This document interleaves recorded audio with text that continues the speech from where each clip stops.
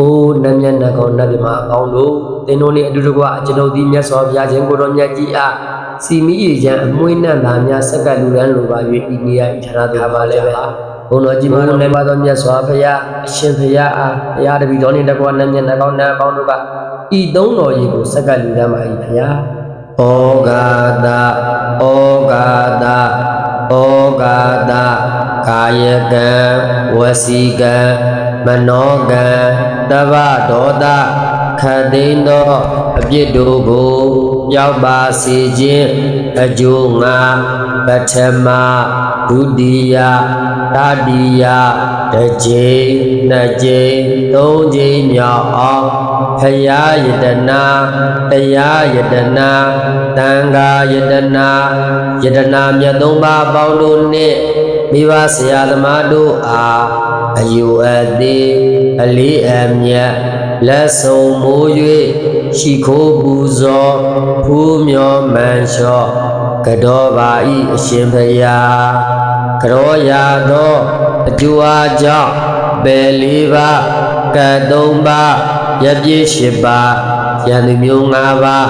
ဝိပတ္တိတရား၄ပါးယတနာတရား၅ပါးတို့မှာခါခတ်သိကိလို့ငြိမ့်သည်ဖြစ်၍မတ္တရားဖို့တရားနိဗ္ဗာန်ချမ်းသာတရားတော်မြတ်ကိုရပါလို့ဤရှင်ဘုရားဖရာတပည့်တော်သည်တန္တရာစာမစာ၍ယနေ့တိုင်အောင်ဂုဏ်ကျေးဇူးကြီးမားကြပါကုန်သောမြတ်စွာဘုရားရှင်ကိုယ်တော်မြတ်ကြီးတို့၏အပေါ်၌၎င်းဂုဏ်ကျေးဇူးကြီးမားကြပါကုန်သောပစ္စေကဗုဒ္ဓရှင်သူမြတ်ကြီးတို့၏အပေါ်၌၎င်းဂုဏ်ကျေးဇူးကြီးမားကြပါကုန်သောအဂတာဝကမဟာတာဝကယဟန္တာရှင်သူမြတ်ကြီးတို့၏အပေါ်၌၎င်းဂုဏ်ကျေးဇူးကြီးမားကြပါကုန်သောယဟန္တာရှင်သူမြတ်ကြီးတို့၏အပေါ်၌၎င်းဂုဏ်ကျေးဇူးကြီးမားကြပါကုန်သောမိခင်တို့အပေါ်၌၎င်းဂုဏ်ကျေးဇူးကြီးမားကြပါကုန်သောဖခင်တို့အပေါ်၌၎င်းဂုဏ်ကျေးဇူးကြီးမားကြပါကုန်သောလိမ္မာစီယံကြိုးကြောင်ပြ၍ဆုံးမတတ်သောဆရာသမားတို့၏အပေါ်၌၎င်းဂုဏ်ကျေးဇူးကြီးမားကြပါကုန်သောတရားဓမ္မတို့ကိုဩညွန်ပြတာဆုံးမလျက်ရှိသောဆရာသမားတို့၏ပေါ်၌၎င်းဂုဏ်ကျေးဇူးကြီးမားကြပါကုန်သောသီလဂုဏ်သမာဓိဂုဏ်ပညာဂုဏ်တို့ကိုဖြည့်ကျင့်စီပူလျက်ရှိကြကုန်သောလူပုဂ္ဂိုလ်ယဟန်ပုဂ္ဂိုလ်အရိယာပုဂ္ဂိုလ်တို့၏အပေါ်၌၎င်းဂုဏ်ကျေးဇူးကြီးမားကြပါကုန်သောသမင်းတလုံးရေတမုတ်စားသည်ဖြင့်ကျွေးမွေးပြုစုစောင့်ရှောက်ဟုသောကျေးဇူးရှင်ပုဂ္ဂိုလ်တို့၏အပေါ်၌၎င်းကာယကံဝစီကံမနောကံ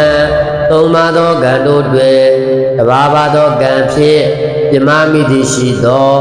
ထိုအပြစ်တို့ကိုပျောက်ပါစေခြင်းအကျိုးငါရိုသိမြတ်နို့လက်ဆုံးမိုး၍ရှိခိုးပူဇော်ဘုမြော်မှန်လျှော့ကတော်ပါဤရှင်ဘုရားသုံးလူရှင်ပင်ကျွန်းထိတ်တင်တောင်းတွင်စัจ java လာနတ်မြတ်မာတို့ညီညာရုပ်စုတောင်းပန်မှုကြောင့်ယရုဏကိုရွှင်ရွှင်ဆိုသည်ဝါဆိုလာပြီကြွမင်းနေဝဲချမ်းမြေကြည်ပြူတန်နေယူသည်နတ်လူငိမ့်မှုဒိမ္မာကိုတန်နေယူကဆယ်လကြသောမဟာတက္ကရိ68ကျုံကဆုံလာပြီတောက်ကြနေဝဲရှမ်းမြေဆုံးစီလုံပြီးနီ၌မဟီလိုက်စုပွားတော်မူသည်နတ်လူအောင်မြို့လမ်းမကိုပွားမြင်မြောက်သော16နှစ်ရွယ်ပြိုနုနယ်၌သုံးသွဲရွှေနန်းသိမ်းမြန်ပြည်လက်73နှစ်လင်ဘုံသေးလျံလူစံတော်မူ၍ရွယ်မြူနူဖြိုး29ဝဲလေးမျိုးနမိတ်နတ်ပြားဟိတ်ကြောင့်ကျွေစိတ်ညင်ညိုတန်ဝေးဘူကဝါစုလာပြီကြာမင်းနေဝဲချမ်းမြေရကုံတော်ရိပ်လုံးသည်စုံပြိုင်ပေးရိတ်ခံပါကို တော်ရိပ်မြိုင်ပေါ်ရှောင်းနေပြော၍ခါတော်တဖုံပွင့်ချင်းကြုံကကဆုံလာပြေစင်မင်းနေဝဲမြေပရမေပလင်ပွေထက်ရွှေညောင်တော်ကြီးဣဒံထိနှင့်မကြီးကြည်ပြူနေတော်မူလျက်ရံမြူခါပင်အမိုက်သိန်းကိုအရှင်းပဲဖြောက်အလင်းပေါက်ကထွန်းတော်ဘုံတော်ကောင်းလုံးကျော်သည်သုံးဘော်လူတို့ငြိမ့်ပါကုန်ဖျားဖြစ်ခါမိဂရာသို့စัจ जा ရွှေဖွာရှမ်းချီသွား၍ငါးပါးဝတ်သည်စုံအညီနှင့်မဟိတတောတိုင်အပေါင်းမှခါညောင်းကလာနတ်ဗျမအားဝါဇူလာပြေစနေနေ့ဝဲကြွကြွေးလျံထက်ဓမ္မဆက်ကိုမိမြတ်ထွေပြဟောဘောကြသည်တရားနတ်စီရွနေကိုတရားနတ်စီစော်ရွမ်းတွေကသုံးပြီဘုံတိုင်းတထောင်တိုက်ဝဲကျွထိုက်သားသူနတ်လူပြေမတတဝါအားခေမာတောင်းတို့ဖောင်ကရိုးဖြင့်ဆောင်းပူပြီးကဝါ45တကား80စုံပြည့်ကျွဲကရာ48တက္ကရဝဲနေမန်လာတိုင်းစံနိုင်မယုတ်ပုတ်သိနာယုတ်အင်ချင်းစုံ၌ကဆုံလာပြီအင်္ဂါနေ့ဝဲချမ်းမြေနေဘူးစံတော်မူသည်ဝမ်းစုတောင်းလုံးကြော်တယ်ဘူးနေဘူးစံပြီးရှုမေဤသာတင်ကြီးရွှေလျော်အလောင်းတော်ကိုထိုရောကဆုံလာစုံကြုံ၍ဂလုံနေဝဲခုံငွေမနောဓာတိဇောဖြင့်ရှင်ဇောညံဆက်ဒိဋ္ဌံရှက်ဖြင့်လျံတဲ့ဘောရောမိဘူးဇောသည်မွေတော်ရှိစိတ်ကျွင်းနေဘူးတမန္တာစကားဝါလေသူအတရာကိသံလူဒေဝတာတတ္တမမုနိရာဇတသူနန္တုတကမောခတံဓမ္မတဝနာကာလောယံဗဒန္တာဓမ္မတဝနာကာလောယံဗဒန္တာဓမ္မတဝနာကာလောယံဗဒန္တာနမောတတဗဂဝတောအရဟတောသမ္မာသမ္ဗုဒ္ဓတနမောတတဗဂဝတောအရဟတောသမ္မာသမ္ဗုဒ္ဓတနမောတတဗဂဝတောအရဟတောသမ္မာသမ္ဗုဒ္ဓတယတနုဘဝတောယခာနေဝတတေတိပိတနံယံမိဇေဝနုယောဇံတော်ရတိတိဝမတတိတောဒုက္ခံသူရိသုတ်တော်သဘာဗံကိစီနာပတတိဧဝမာရိကုလူပေတံပရိတံဓမ္မနာမဟိကရဏီယမရာကုသလေနာယန္တာတန္တံပရံပိတမေသတကောဥဇုဇာသူဥဇုဇာသူဝသောသတ္တမုရုအနာတိမာနိတန္တုတကောသာသူဝရောသာအဘာတိသောသာသလဟုကဟုတ်တိတန္တိတရိယောသာနိပကောသာအဘာဂဘောကုလေတွနာနုဂိတောနာဇာခုဒမာသရိကိစီယေနာဝေညုပရိဥပဝရိယောဒုက္ခိနောဝါခေမိနောဟွန်တုတဗ္ဗတတ္တဘွန်တုဒုက္ခိတတ္တယေကေစီပါဏဗုဒ္ဓတိတတဝါထာဝရဝနဝတိတာဒီကဝါယဝမန္တာမစ္စည်းမာရတကလူကထူလာဒိဋ္ဌဝါယေဝအာဒိဋ္ဌာယေဝဒုရေဝတံတိအာဝိဒုရေဘုဒ္ဓဝါတံဘဝေတိဝတဗ္ဗတတ္တဘွန်တုဒုက္ခိတတ္တနာပရောပရံနိဂုဘေထနာတိမိညေထကထစီနာဂိစီယာရောဒနာပရိကာတိညနေညမိညတဒုက္ခမိတ်စေယမာတာယတာနိယံဗုဒ္ဓမာယုတာဧကဗုဒ္ဓလူရခေဧဝံပိတဗ္ဗဗုဒေတုမာနတံဘာဝယေအပရိမာဏံမေတ္တေဇာသဗ္ဗလောကသမိမာနတံဘာဝယေအပရိမာဏံဩဒံဒောဇာတိရိယေသာအတံဘာဒံအဝိရာမတပတံဣဒံစရမိသိဏောဝတယနောယဝတတဝိဒမိတောဣဒံတတိဒိဋ္ဌိယာပြမမေတံဝိဟာရမိဒမာဟုဒိဋ္ဌိဇာနုပကမသီလာဝတသနေနသံပနောကာမိတုနိယဂေဒံနာယိဇာဒုက္ခဘာတိယပုနာရိတိဣတိပိသောဘဂဝရံသမ္မာသမ္ဗုဒ္ဓောဝိဇာစရဏတံပန္နောသူကတောလောကဝိတုအနောတရောပုရိသဓမ္မသာရတိတထာဒီဝမနုဿာနံဗုဒ္ဓောဘဂဝါ ဝခါတောဘဂဝတာဓမ္မောတန်တေတိကောအာဂါလိကောဧပတိကောဩပနိကောပစ္စတံဝိရိတဘောဝိညူဟိ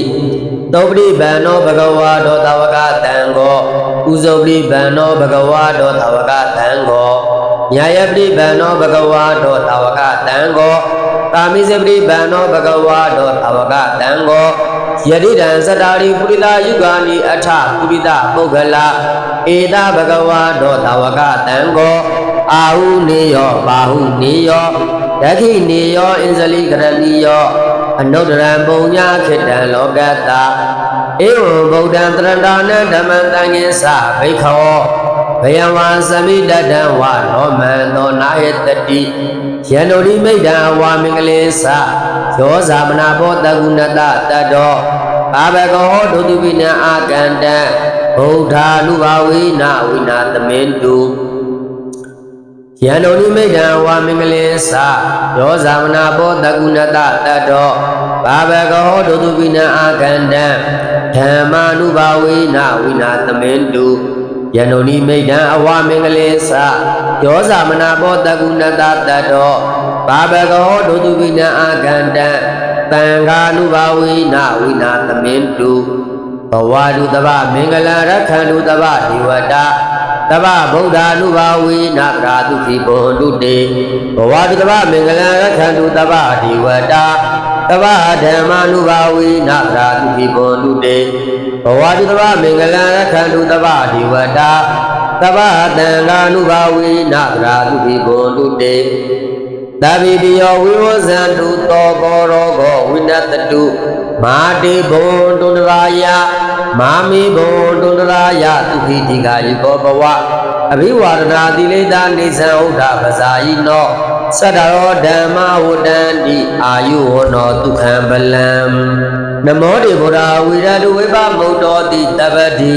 တံဘာတပ္ပိပန္နောတမိတတမိတရဏံဘဝနမောတေဗုဒ္ဓဝိရတုဝိပမုတ်တောတိတပ္ပတိတံဘာတပ္ပိပန္နောတမိတတမိတရဏံဘဝနမောတေဗုဒ္ဓဝိရတုဝိပမုတ်တောတိတပ္ပတိတံဘာတပ္ပိပန္နောတမိတတမိတရဏံဘဝဆရာစကောဇယံတော်ယောစယိတဗေဆရာတနေ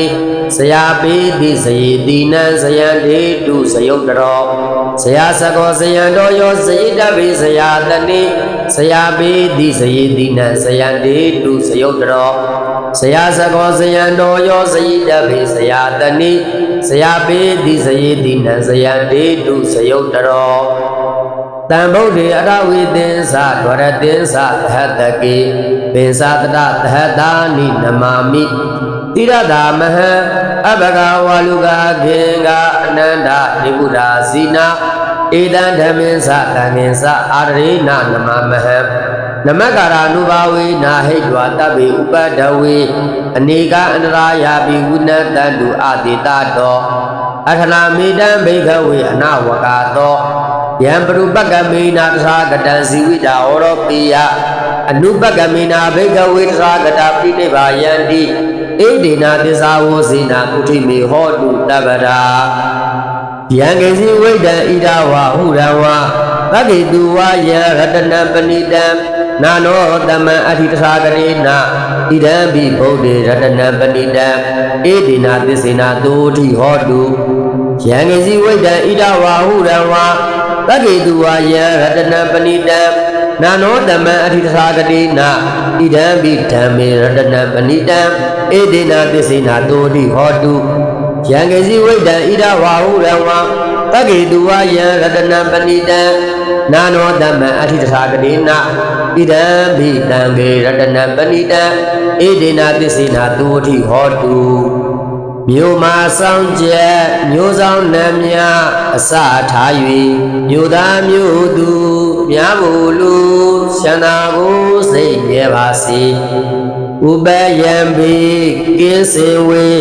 ငြိမ်းကြပါစေ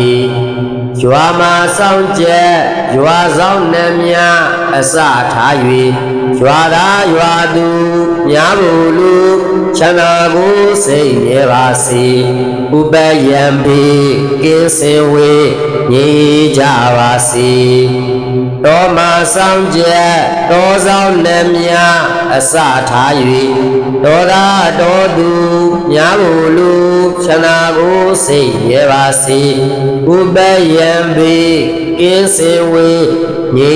ကြပါစေကျောင်းမှာဆောင်ချက်ကျောင်းဆောင်လက်များအစထား၍ကျောင်းသားကျောင်းသူများဘူးလူချမ်းသာကိုစိတ်မြဲပါစေဥပယံပေကင်းစင်ဝေးငြိကြပါစေကျောင်းမှာဆောင်ချက်ကျောင်းဆောင်လက်များအစထား၍ယဟန်ရှင်လူများဘူးလူချမ်းသာကိုစိတ်မြဲပါစေဥပယံပေကင်းစင်ဝေးငြိကြပါစေ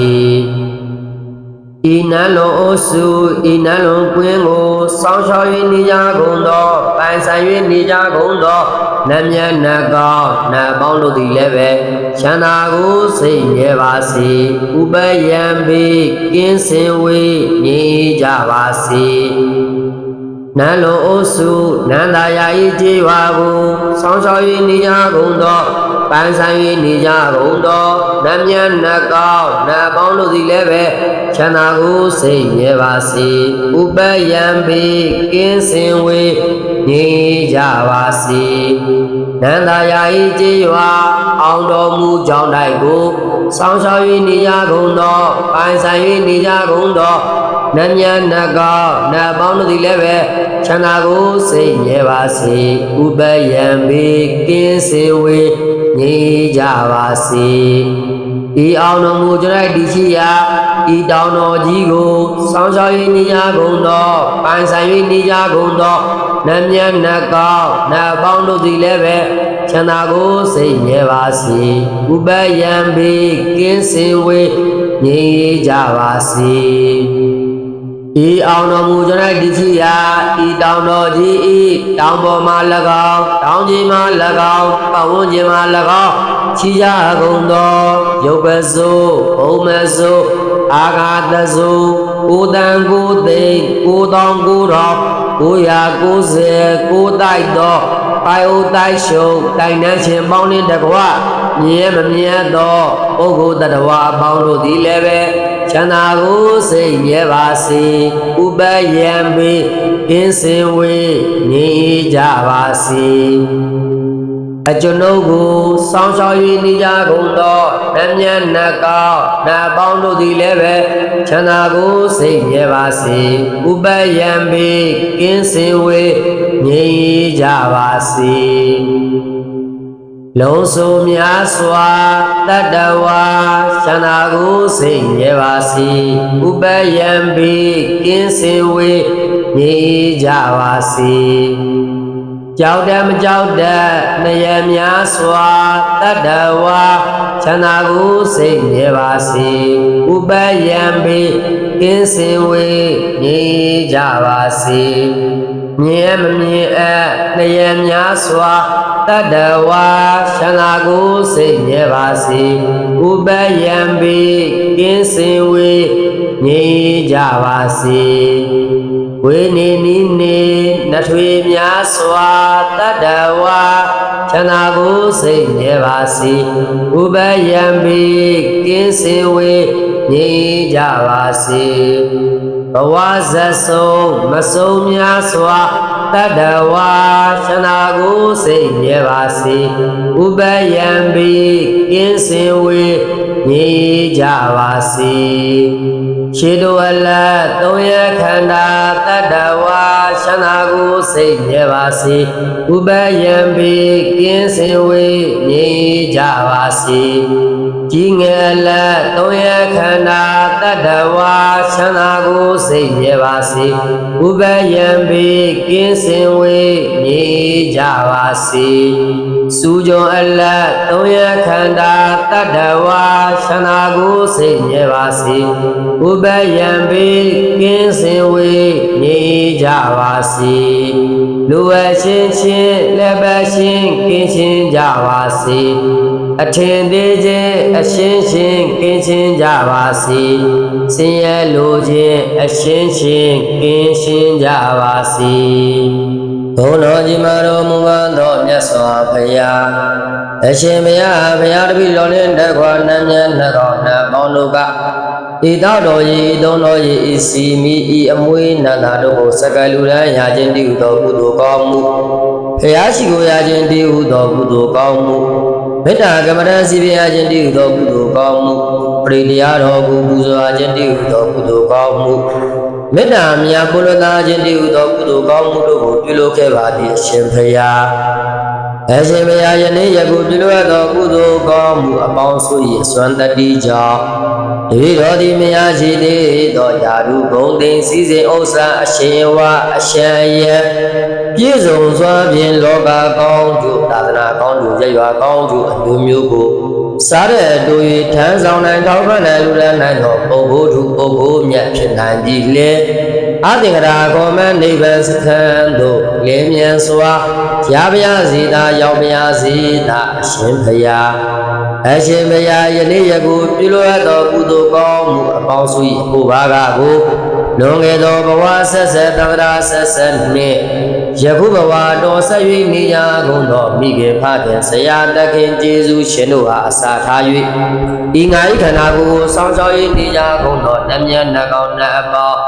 ဤကြောင့်သာဤသာသနာဤနိုင်ငံဤနယ်ပယ်ဤမြို့နယ်ဤခရိုင်ကိုစောင့်ရှောက်၍နေရကုန်သောနတ်မြတ်နတ်ကောင်းနတ်အပေါင်းကျွန်တော်ဤမိခင်ဖခင်ကျေးဇူးရှင်တို့ဤအိမ်ဝမ်းရရွာခန္ဓာကိုယ်ကိုစောင့်ရှောက်၍နေကြကုန်သောနတ်မြတ်နတ်ကောင်းနတ်အပေါင်းကျွန်တော်အားစွမ်းတင်ငံအကြောင်းစီပစ္စည်းလေးပါလူရန်ကြပါကုန်သောဒကာဒကာမပေါင်းသူတော်ကောင်းတို့ဤအိမ်ဝမ်းရရွာခန္ဓာကိုယ်ကိုစောင့်ရှောက်၍နေရကုန်သောနတ်မြတ်နတ်ကောင်းနတ်အပေါင်းအထူးအားဖြင့်မန္တလေးတိုင်းဒေသကြီးရမဲတင်မြို့နယ်နန်းလုံးအုပ်စုနန်းလုံးကွင်းကိုစောင့်ရှောက်၍နေကြကုန်သော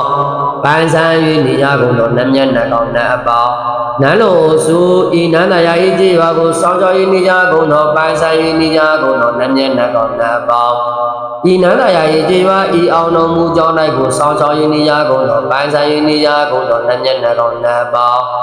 ဤအောင်တော်မူကြောင်း၌ဒီစီယာဤတောင်တော်ကြီးကိုစောင့်ရှောက်၍နေကြကုန်သောပိုင်းဆိုင်၍နေကြကုန်သောနတ်မြတ်နတ်ကောင်းနတ်အပေါင်းဤအောင်တော်မူကြောင်း၌ဒီစီယာဤတောင်တော်ကြီးတောင်ပေါ်မှာသော၎င်းတောင်ကြီးမှာ၎င်းတောင်ဝန်းကျင်မှာ၎င်းရှိကြကုန်သော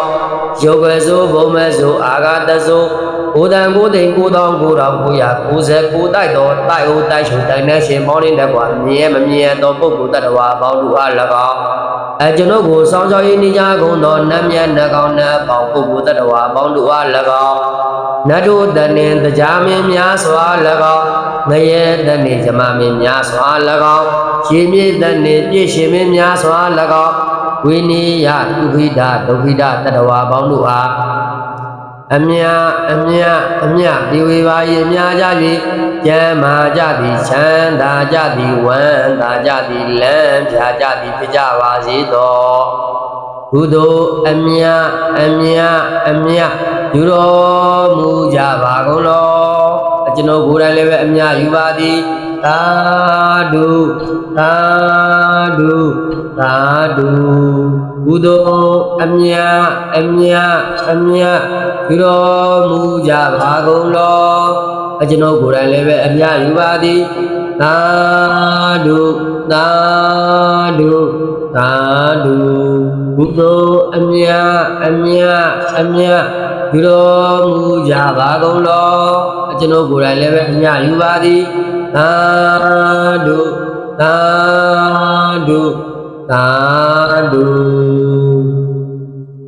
အားလုံးသော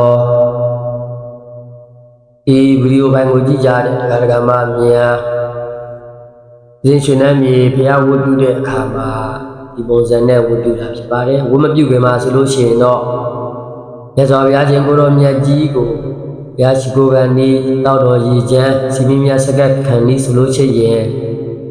နတ်မြတ်များကိုအရင်ဆုံးဖိတ်ပါတယ်ဘလို့ဖိတ်လဲဆိုလို့ရှိရင် အိုးနတ်မြတ်နတ်ကောင်နတ်မြမအပေါင်းတို့သင်တို့နှင့်အတူတကွကျွန်ုပ်သည်မြတ်စွာဘုရားရှင်ကိုတော်မြတ်ကြီးအားစီမီရည်ချမ်းအမွှေးနှံသားများဆက်ကလူရန်လိုပါ၍ဤနေရာဤဌာနသို့လာကြပါအိုးနတ်မြတ်နတ်ကောင်နတ်မြမအပေါင်းတို့မြတ်စွာဘုရားရှင်ကိုတော်မြတ်ကြီးအားသင်တို့နှင့်အတူတကွစီမီရည်ချမ်းအမွှေးနှံသားများဆက်ကလူရန်လိုပါ၍ဤနေရာဤဌာနသို့လာကြပါအိုးနတ်မြတ်နတ်ကောင်နတ်မြမအပေါင်းတို့မြတ်စွာဘုရားရှင်ကိုတော်မြတ်ကြီးအားသင်တို့နှင့်အတူတကွစီမီရည်ချမ်းအမွှေးနှံသားများဆက်ကလူရန်လိုပါ၍ဤနေရာဤဌာနသို့လာကြပါလို့အိမ်မက်တကပြုပြီးတော့မြတ်စွာဘုရားရှင်ကိုတော်မြတ်ကြီးကိုတောက်တော်ကြီးသုံးတော်ကြီးကတ်တဲ့အခါမှာလည်းပဲဘုံတော်ကြီးမှာတော်မူပါသောမြတ်စွာဘုရားအရှင်ဘုရားအားဘုရားတပည့်တော်နှင့်တကွနတ်မြတ်နတ်ကောင်းနတ်ပေါင်းတို့ကဤသုံးတော်ကြီးကိုဆက်ကလူရန်ပါ၏ဘုရားတောက်တော်ကြီးကတ်တဲ့အခါမှာလည်းပဲဘုံတော်ကြီးမှာတော်မူပါသောမြတ်စွာဘုရားအရှင်ဘုရားအားဘုရားတပည့်တော်နှင့်တကွနတ်မြတ်နတ်ကောင်းနတ်ပေါင်းတို့ကဤတောက်တော်ကြီးကိုဆက်ကလူရန်ပါ၏ရှင်ဘုရားစီမိဆက်ကတဲ့အခါမှာလည်းပဲဘုံတော်ကြီးမှာတော်မူပါသောမြတ်စွာဘုရားအရှင်ဘုရားအားဘုရားတပည့်တော်နှင့်တကွနတ်မြတ်နတ်ကောင်းနတ်ပေါင်းတို့ကဤစီမီကိုဆက်ကလူရန်ပါ၏ရှင်ဘုရားအမွှေးနတ်သားများဆက်ကလူရန်တဲ့အခါမှာလည်းပဲဘုံတော်ကြီးမှာတော်မူပါသောမြတ်စွာဘုရားအရှင်ဘုရားအားဘုရားတပည့်တော်နှင့်တကွနတ်မြတ်နတ်ကောင်းနတ်ပေါင်းတို့ကဤအမွှေးနတ်သားတို့ကိုဆက်ကလူရန်ပါ၏ရှင်ဘုရားဆိုပြီးတော့မြတ်စွာဘုရားရှိတောက်တော်ကြီးကပ်ပြီးဆိုရင်တောက်တော်ကြီးကိုလည်းကားပြီးတော့အဲ့ဆိုပြီးမှကပ်ပါတယ်စီမီကပ်တဲ့အခါမှာလည်းပဲ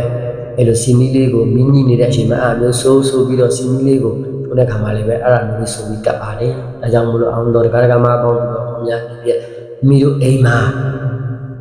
တောက်တော်ကြီးများစီမီရဲ့အမွေးနဲ့စကလူရမ်းမယ်ဆိုလို့ချင်းအဲ့လိုနတ်ပြမာလေးတွေကိုဖေးပြီးတော့နတ်ပြမာလေးတွေနဲ့အတူတကွစကလူရမ်းပါဘုရားဆိုပြီးမြတ်စွာဘုရားကိုဆက်ကမယ်ဆိုလို့ရှိရင်ဒါဆိုလို့ချင်းနတ်တွေကလည်းပဲဒါလေးကလာရောက်ပြီးတော့သူတို့နဲ့အတူတကွကတ်တယ်ဆိုတော့နတ်တွေကလည်းပဲရှစ်ခင်နှစ်သက်ပြီးတော့နတ်တွေကလည်းပဲကူညီဆောင်ချောက်ဟောဒီလိုတွေကုသိုလ်ကောင်းမှုတွေကိုအများတန်းပြီးရတဲ့အခါမှာနတ်နဲ့လူနဲ့တူချစ်ခင်နဲ့နေကြတယ်လောကအစဉ်ပြေရှုပ်မှုဖြစ်တာပေါ့ဘာလုံးတော့တရားဓမ္မတွေဘေးရန်ကြောင်းကြပြီးဝေးကြပါစေ